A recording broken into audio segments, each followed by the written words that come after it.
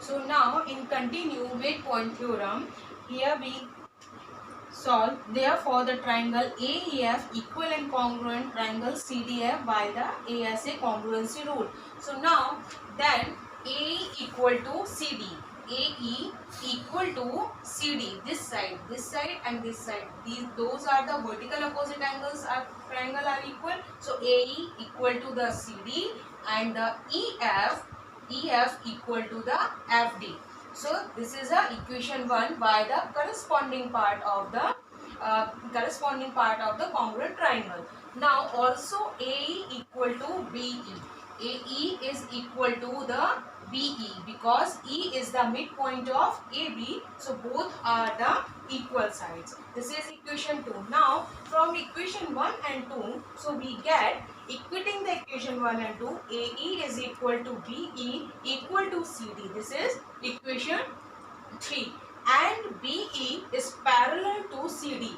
BE is parallel to CD. This line and this line are the parallel. So by the construction of ray, now so it means it is clear that BCDE is a parallelogram. This is a parallelogram because the one pair of opposite sides of a parallel and the equal. This is the property of parallelogram. So then ED is parallel to BC. ED is parallel to BC or EF means this side. EF is parallel to BC and the ED is equal to BC. ED, this is the ED equal to the BC. Those lines are the parallel and also equal, and EF is also parallel to BC. So now BC equal to ED. The BC equal to the ED. And we know that ED is equal to the EF plus FD. ED is, this is the ED and ED is write down as EF and plus FD.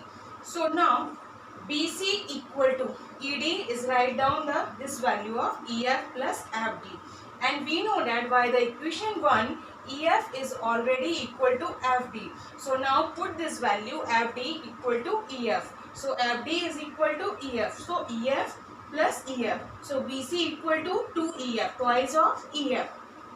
So BC 2 is transposed to LHS side. So BC upon 2 equal to EF. It means EF equal to the half of BC. BC upon 2 or half of BC. So EF, this line is the half of this line BC. So hence the line segment joining the midpoint of the two sides of a triangle is parallel to the third side and equal to the half of it. So that is clear that EF is half of BC and E and F is the midpoint of the triangle side of AB and AC. Hence proof. This is a midpoint theorem.